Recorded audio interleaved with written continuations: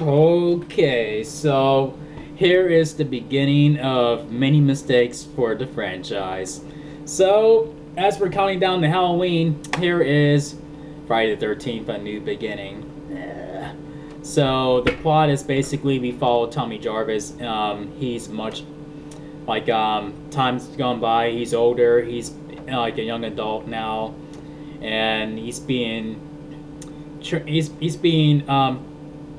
taken to this place where I guess it's like a loony bin, or I guess where for people who have problems, or I don't know. It seems like a group therapy, home.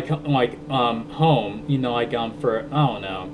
It doesn't seem like a an asylum or anything like that, but it's for people where they can basically help people.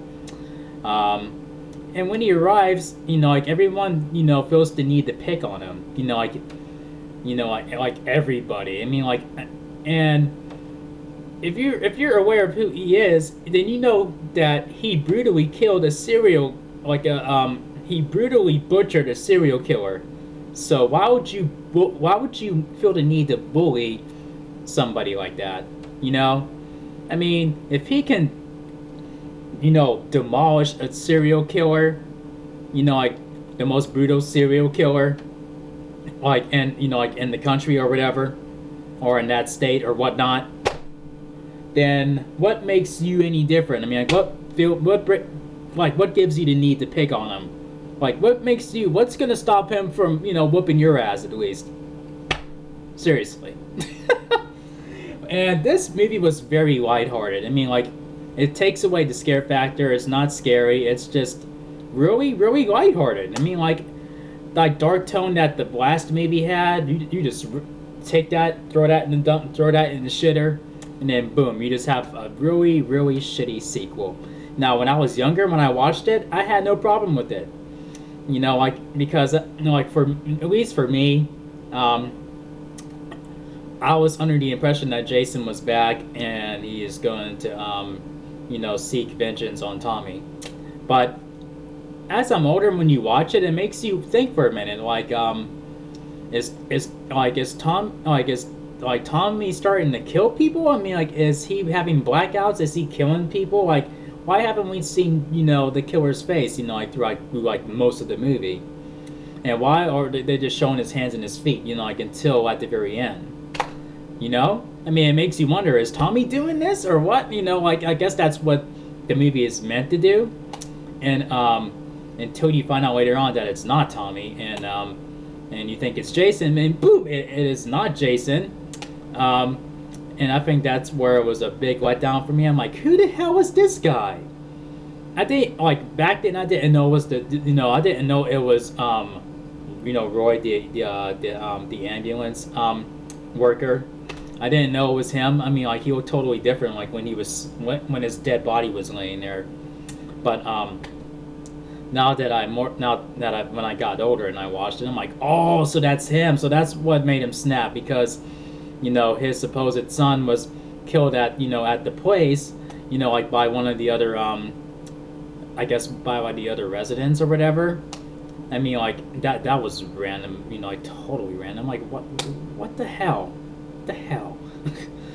and then that just sends him on a killing spree. If you knew that was your son the whole time, then why haven't you taken care of him? What? Whatever. But oh man. But there's this hillbilly family where there's a hillbilly woman and her adult son, and they seem like a parody of Jason and Mrs. Voorhees to me in a way. I mean, seriously, you got this crazy psycho woman and this mama's boy there, who they just seem like parodies of Jason and Mrs. Voorhees to me, and Reggie the Reckless. he may seem like a badass black, a little badass black, black boy or whatever, but he screams like a bitch. If you see the movie, you know what I talked about. Oh man, and No. I mean, this movie was not good. And the more I look back on it, I'm like, no. The tone sucks. I mean, the movie sucks. And then I think a lot of fans were pissed with this movie. Like, you're saying, like, okay, you agreed to give us another Friday the 13th movie, but you don't have Jason as the killer in the movie. Like, the only time we see Jason is when Tommy is having nightmares, or is when he's hallucinating. Like, and it makes, and then some people may probably wonder that is Jason, like, like, is Jason, like, taking over his body or whatever? Oh no, that was a really dumb theory. But anyway, man, I guess this gets, but that being said, like, my 7-year-old self would have given it 3.5 chair spins. But here, me right now would give it 2.5 chair spins out of 5. So here we go. 1, 2.5 chair spins. So yeah, like, from after this monstrosity, like, that's when they decide to bring Jason back.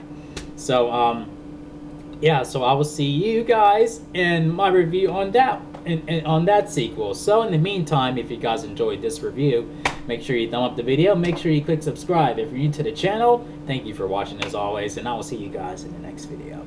Peace out, y'all.